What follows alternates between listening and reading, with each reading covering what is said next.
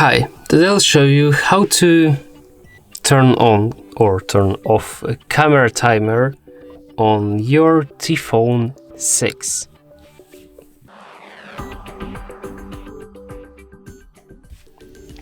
Firstly, let's unlock our phone, then let's open the camera.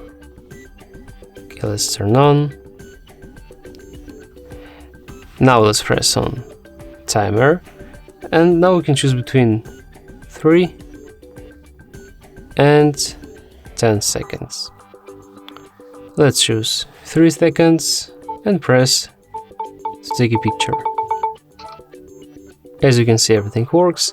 If you want to turn off your timer, just press right here. And that's it.